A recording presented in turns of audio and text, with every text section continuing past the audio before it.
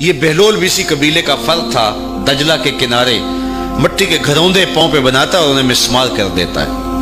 وہ کبھی آپ نے دیکھا ہوگا کہ بچے ریت میں اپنا پاؤں رکھ کر کے اوپر سے ریت تھپک لیتے ہیں اور پھر پاؤں ہولے سے نکال لیتے ہیں، بچ جائے تو بڑے خوش ہوتے ہیں، اور جب کھیل ختم ہو جاتے ہیں تو اسے گرا دیتے ہیں اپنے ہاتھوں سے۔ بہلول بھی اسی شغل میں لگا ہوا ہے۔ بہلول یہ کام کر رہا ہے، گروندے بناتا ہے گراتا ہے، گروندے بناتا ہے گراتا ہے۔ بادشاہ گزرا، پوچھا بہلول کیا کر رہے ہو؟ ہنس کے کہا جنت کے مکان بنا رہا ہوں۔ کہا بیچتے ہو؟ ہاں بیچتا ہوں۔ کتنے کا؟ 10 روپے کا، سیل لگائی ہوئی ہے۔ بادشاہ مسکرا کے گزر گیا، دیوانہ ہے، مجنوں ہے، اپنی موج میں لگا ہے۔ پیچھے سے ملکہ زبیدہ بھی آ رہی تھی، اس نے بھی دیکھا، کہا بہلول کیا کر رہے ہو؟ کہا جنت کے مکان بنا رہا ہوں۔ کہا بیچتے ہو؟ ہاں 10 روپے کا بیچتا ہوں۔ 10 روپے بادشاہوں کے لیے کیا ہوتے ہیں؟ 10 درہم نکالے، اس کو دیا، اس نے دریائے دجلہ میں پھینک دیا۔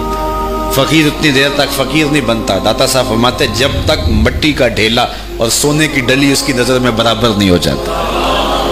اور ایک مکان کے گرد، ایک وہ گھروندے کے گرد دائرہ لگایا، کہا یہ تیرا ہوا۔ ملکہ گزر گئی، بادشاہ بھی چلا گیا۔ شام کو اپنے محل میں پہنچے، بادشاہ سویا، منظر جاگا کہ حشر کا دن ہے، پھر جنت کا منظر ہے، جنت میں بڑے بڑے خوبصورت مکان ہیں۔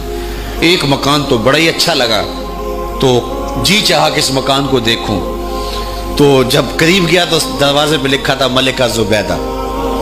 شوق سے آگے بڑھا تو دربان نے روک دیا، کہا یہ ملکہ کا ہے؟ کہا وہ میری ہی ملکہ ہے۔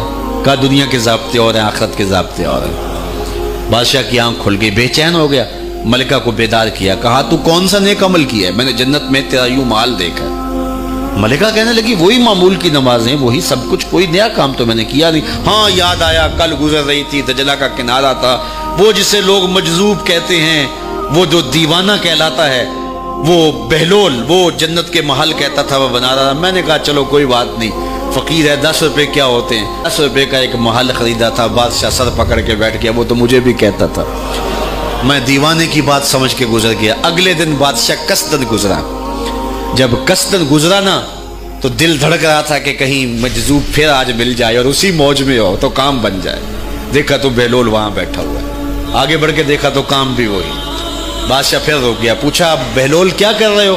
اب دل دھڑک رہا تھا کہ مجذوب ہے، کوئی اور بات کہہ دے تو چلو اچھا ہو کہ وہی جواب دے دے۔ اس نے وہی جواب دیا، جنت کے محل بنا رہا ہوں۔ بادشاہ کا کچھ دل ٹھہرا، پھر کہا اچھا بیچتے بھی ہو؟ ہاں ہاں بیچنے کے لیے بنا رہا ہوں۔ بادشاہ ادھر جیب میں ہاتھ ڈال رہا ہے اور ادھر پوچھ رہا ہے کتنے کا؟ کہا آدھی حکومت لگے گی۔ کہا کل تو 10 روپے کے بتا رہے تھے۔ کہا کل تم نے دیکھا نہیں تھا، آج سودا دیکھ کے لے رہے ہو۔ اللہ تعالیٰ ارشاد فرماتا ہے انما تنذر من اتبع ذکر وخشی الرحمن بالغیب، جو ان ڈٹھے سودے کرتے ہیں، جو بغیر دیکھ کے کرتے ہیں۔ اچھا چلو ایک خوشخبری میں آپ کو بھی سناؤں، اور وہ خوشخبری رسول اللہ کی زبان سے۔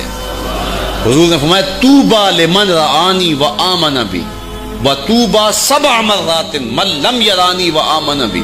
فرمایا صحابہ تمہیں مبارک ہو ایمان کی کہ تم نے مجھے دیکھا اور میرے اوپر ایمان لائے، اور کہا انہیں 7 مبارکیں ہوں جنہوں نے مجھے دیکھا بھی نہیں ہوگا اور پھر بھی ایمان لائیں گے۔ انما تنذر من اتبع ذکر وخشی الرحمن بالغیب فبشرہ بمغفرۃ واجر کریم۔ ان کو بشارت دے دیجئے بڑی عزت والے اجر کی اور خوشخبری بھی۔ تو جس اجر کو میرا رب بھی کریم کہہ رہا ہے وہ اجر کیسا ہوگا؟